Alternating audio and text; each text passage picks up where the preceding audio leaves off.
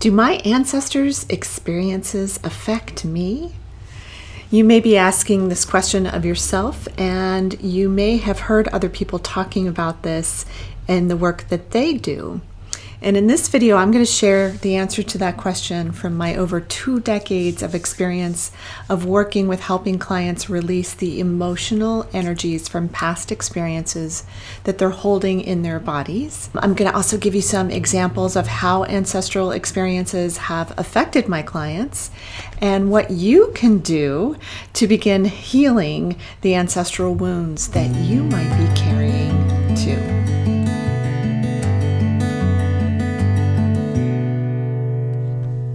I'm Dr. Meg Haworth, and I'm a transpersonal psychologist and holistic nutritional chef, and I create healing diets for specific health conditions.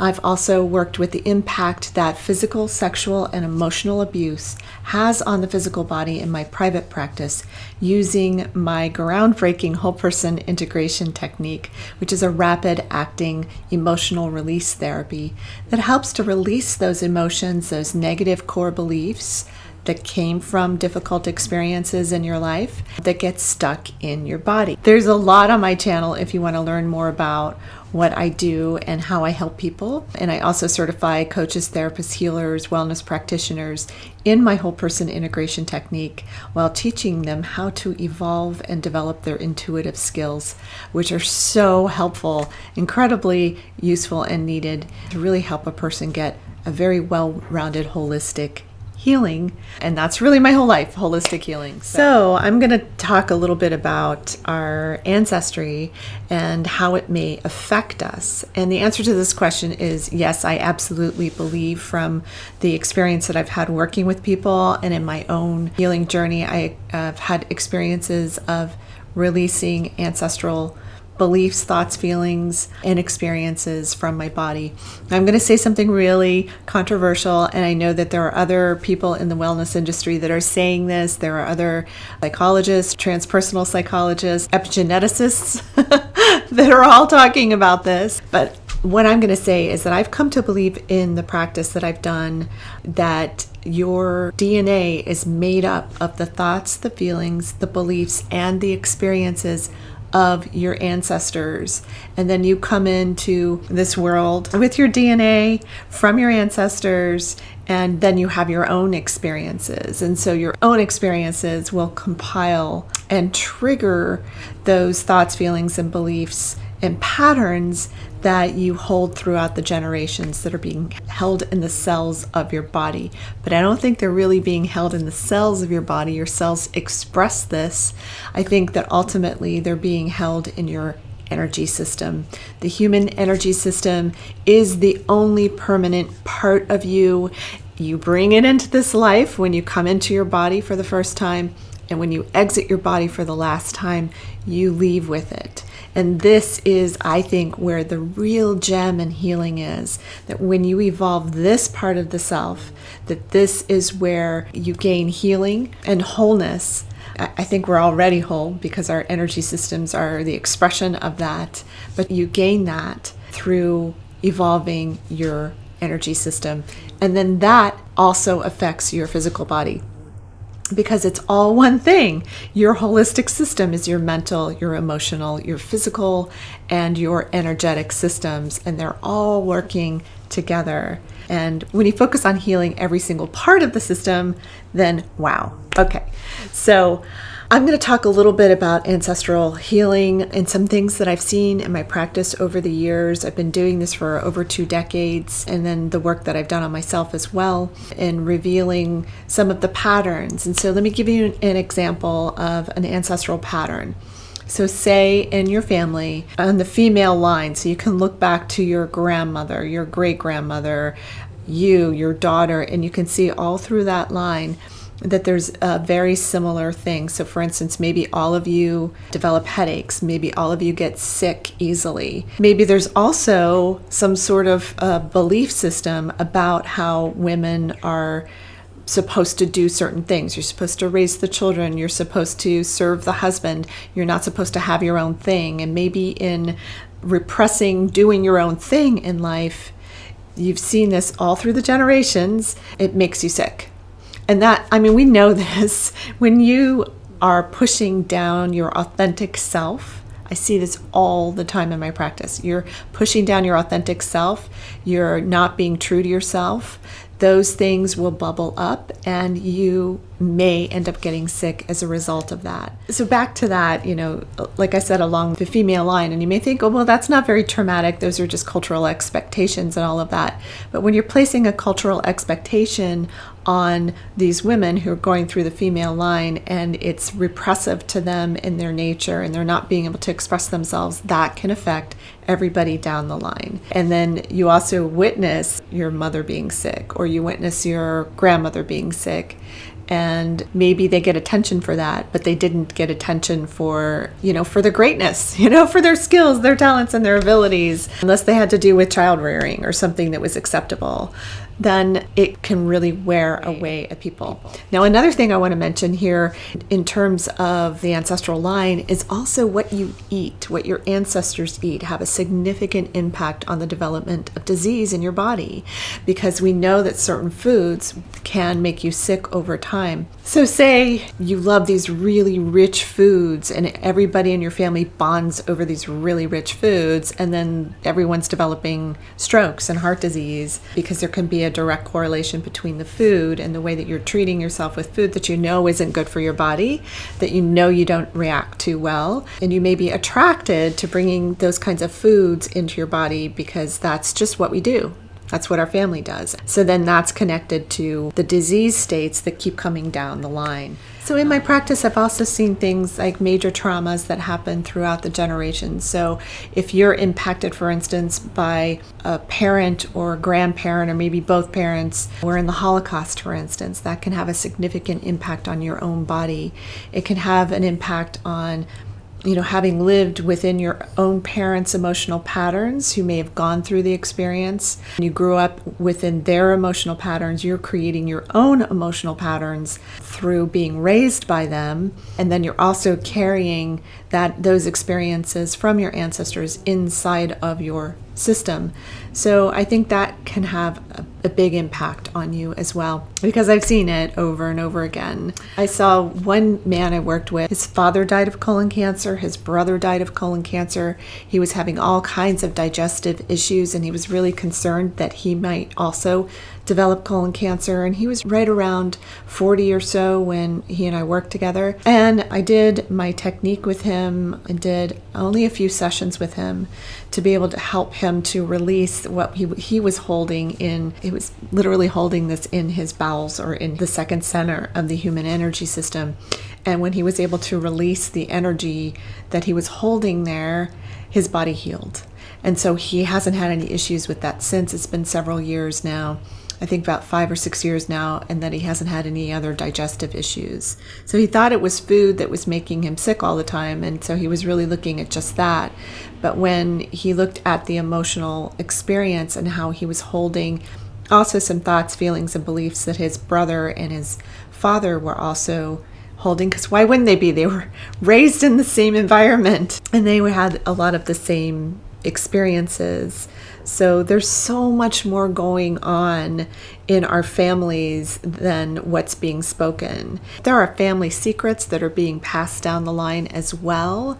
Those can have a significant impact on your body, just like you keeping your own secrets in. Like, I've had so many women over the years, because I've worked so much with women abuse survivors, especially survivors of rape and sexual abuse. And I've had people tell me for the very first time, they've never told anybody about their rape experience or about their sexual abuse experience, and holding those secrets in their bodies created all these trauma responses that we hear about. I've had them myself, the nightmares, the panic attacks, the post-traumatic stress disorder kinds of symptoms. Those are indicators that you're repressing something. But I have to say this is so important. When these memories come up, it is so good. It feels horrible and it feels difficult. But when they're coming up, they don't come up until they're ready to, and until you're ready to process them. And the very best thing that you can do when they do come up is to seek help right away to help you get through to the next level, to get to the next experience of wellness and healing for your body, because that's really a big part of what's being presented to you, is that possibility of healing and of getting well. It's an opportunity for you to heal. And as hard as it may be, it's the most rewarding thing in the world when you actually say yes to, okay, I'm going to take care of this issue. So there's all kinds of things that get passed down in family lines, the things that you experience in your daily world when you were growing up, and also the ways that you may be recycling those same experiences in your own life, much to your chagrin. Often we don't want to recycle these patterns, but we often do. But there is so much help that you can receive for this. And so I promised you I was going to tell you about some ways that you can help yourself if you feel like there is an ancestral secret, or if there was something that wasn't so secret, like you have Holocaust survivors in your family, or you know that your grandmother survived sexual abuse that was handed down from her father, and that you've seen that sexual abuse come down the line, or you suspect that maybe it has, and how that may have impacted your body, your mind, and your life, and your own emotional patterns. And so here's some things that you can do to begin healing. Now, I often recommend journaling. That's one of my favorite things. It works very well for me. It's worked very well for many of my clients. Some people don't like to journal because they don't want anyone to read their experience. And I know I was like that. I was terrified. Like, I don't want anyone to know how messed up I am. It's like, honey, we're all messed up. You got to start somewhere, and you start digging through the muck and the mire first. If you want to get to the good stuff, you got to dig through the hard stuff. So what you can do is you can write in your journal. I have a good video about journaling if you want to go check that one out. You can write in your journal, or you can just write on a piece of paper. It's like if you're just so angry and you're having a hard time with even the thought of forgiving somebody who betrayed you, for instance, like maybe your father betrayed you. Just write a letter to him or something, and then you can burn it. You can tear it up into shreds. You can put it in your paper shredder, but sometimes just the act of getting it out is very, very important.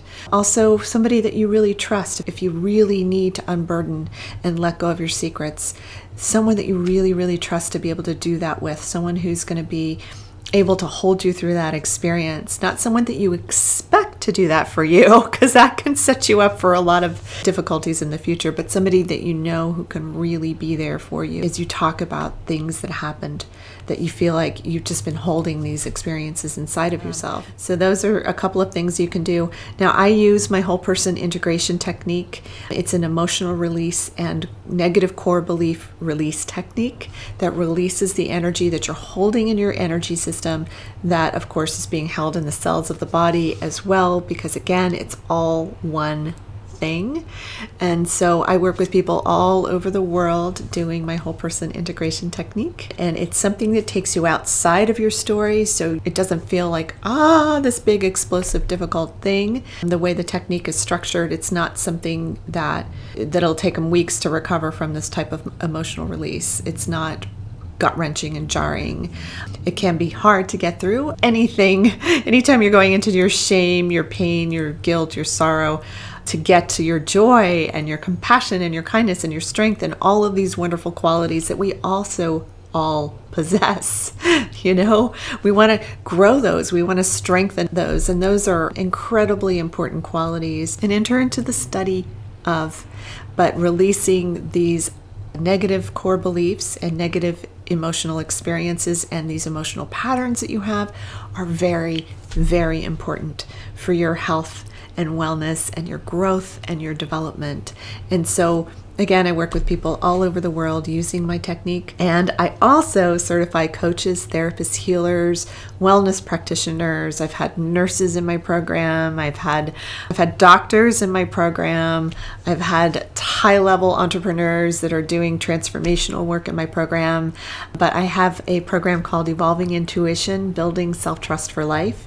And this is where I certify you in whole person integration technique. If you want to try the technique first before you do that, then of course, just give me a call. You can book a free call with me. I talk to people all over the world by all these wonderful technological ways that we can get in touch with each other.